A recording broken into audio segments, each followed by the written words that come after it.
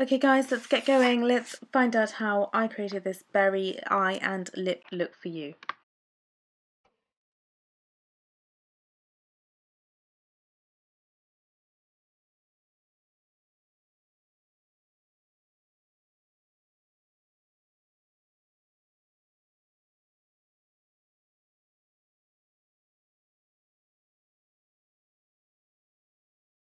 So as you can see, I've already got one eye done. So to start, I'm going to prep the eyelid with a little bit of MAC's Paint Pot, and this one is in soft ochre. I've deliberately chosen something that's a little bit lighter for my skin tone because I really want the kind of colours just to pop. And I'm just going to place that on the eyelid. So that's on the mobile eyelid all the way up to the brow bone. And I'm just using my finger just to smooth a little bit of that underneath.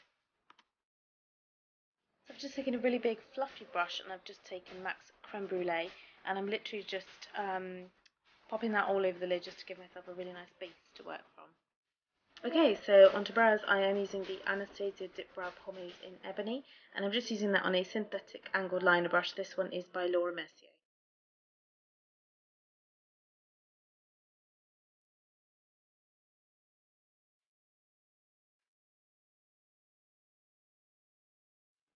So here all I've done is taken the Dermablend colours from the palette, and this is a kind of really full coverage foundation, and I've taken D4 and D5, mixed them together, and I'm literally just placing that underneath the brow. So all I'm doing here is just creating a bit more of a highlight under the brow bone, which is going to make the colours obviously pop a little bit more, but also the brow look tidier.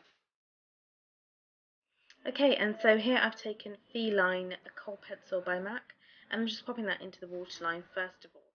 The second thing I'm going to do is now put it onto the mobile eyelid, and I'm just really sticking to the root of the lashes, and that's to create a really nice dark base, which I then blend out with a MAC 217. So I'm just edging the colour up slightly now using the brush. I'm not going to take it completely up into the crease because I want to put the colours into the crease, but take it about 2/3 of the way up, I would say.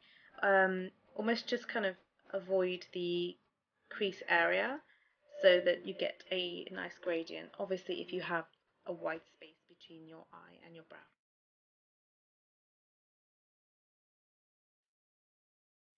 So all I've done is just taken the 217 and I'm literally just smoking out that MAC Feline Kohl Pencil.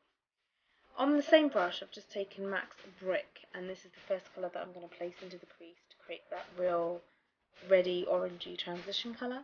So I'm just using that back and forth in kind of circular motions, and I'm just edging the brush, so flicking the brush up towards the brow now.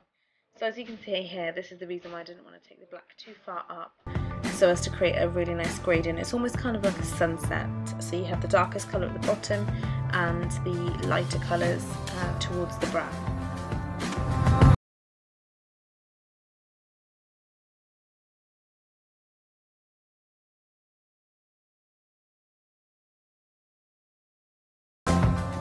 So here I've taken Sugarpill's Love Plus on the same brush again, and I'm literally just smoothing that all over the eyelid, concentrating that colour mainly into the crease, and again just flicking that up towards the brow where it's a really sort of clean area, so that's where you're going to get more of a sort of high colour impact.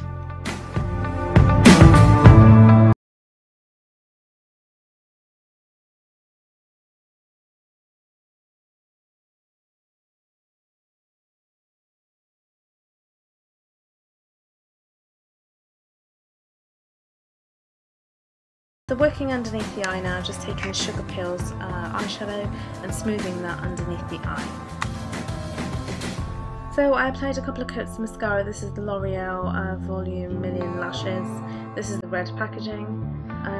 Yeah, so I mean I know I'm going to place eyelashes on anyway, but a little bit of mascara always helps.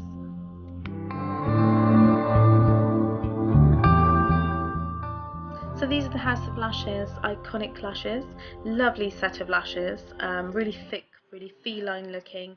The only problem is the band is a little bit sturdy, but I assume that will get better as I wear them. This is my first time wearing them, so I assume they'll get better as they go along. So if you didn't think that was lashy enough for you, I decided to place some bottom lashes on.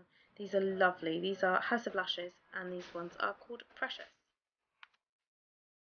Okay, just for a little bit of a highlight or a bit of an accent, I popped a little bit of MAC's Amber Lights, and that was just into the inner sort of corner.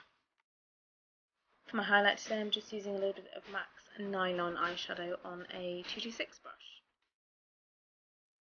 I'm just using a little bit of Laura Mercier's Hydrating Primer. My skin's been a little bit dry, smoothing that all over the skin. Okay, and I've just taken a little bit of the Illamasqua Skin Base. This one is in 13, and this is on a beauty blender. Now, I completely forgot how full coverage this one can be, so I did take a little bit too much on my hands, but it's an amazing foundation, really, really flawless.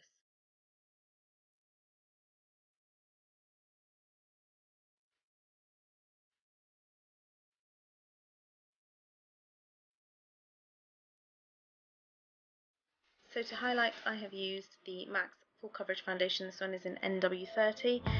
So I'm just smoothing that onto the tops of my cheekbones, down the bridge of my nose, and I will also place some in the kind of triangle section in between your brows, the Cupid's bow, and a little bit onto my chin.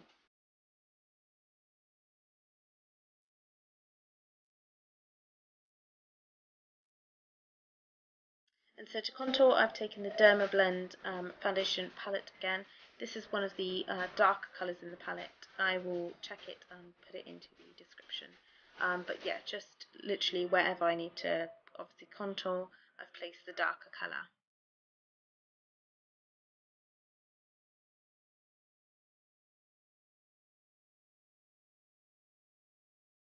So I've just taken the same colour down the bridge of my nose and this is just running it along the sides of my nose, and that's just to give it a more sort of streamlined look, and I'm just going to take it up into the arch of the brow slightly as well.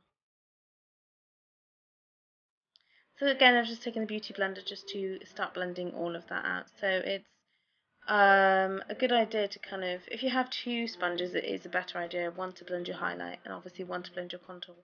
I wanted a more sort of natural sort of finish, so I just used the one sponge and I kind of just used my fingers at the same time. But it is a really lovely technique to use with the sponge.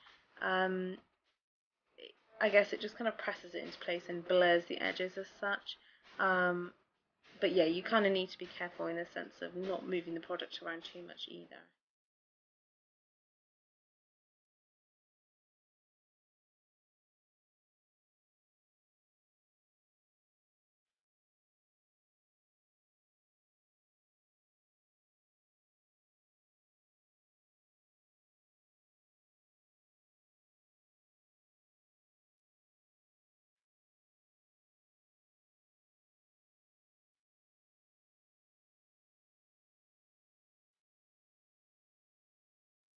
And so to conceal underneath my eyes, I used MAC's NW42 in this Studio Finish concealer on a Laura Mercier Secret Camouflage brush.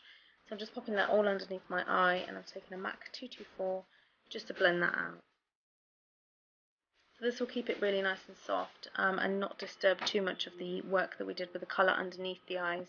And I'm just taking that down onto the tops of the cheekbones as well, so we have a more sort of highlighted centre panel of the face.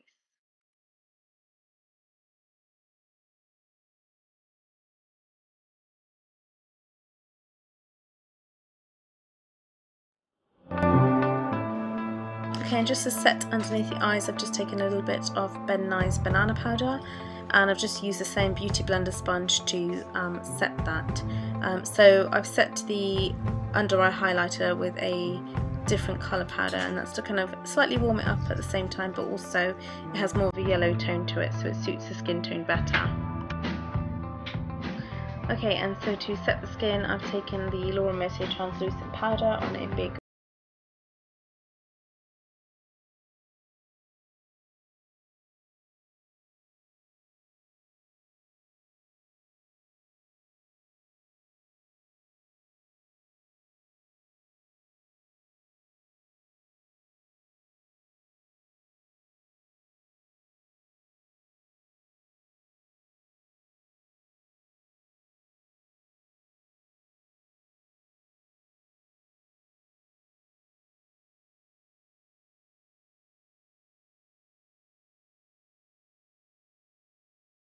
So in the middle of my lips I placed Relentlessly Red, and in the outer corners of my lips I placed Max Diva, so I was kind of creating a bit of an ombre effect with the centre of the lips to look a little bit more fuller, as you'll see here. So you'll see the two colour differences.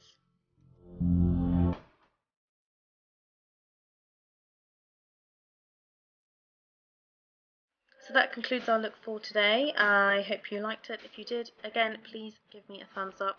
Please press like and subscribe. Leave me any comments that you have below, and I will respond to them. I hope you liked it, guys. Take care. Thank you very much for watching, and I shall speak to you very soon.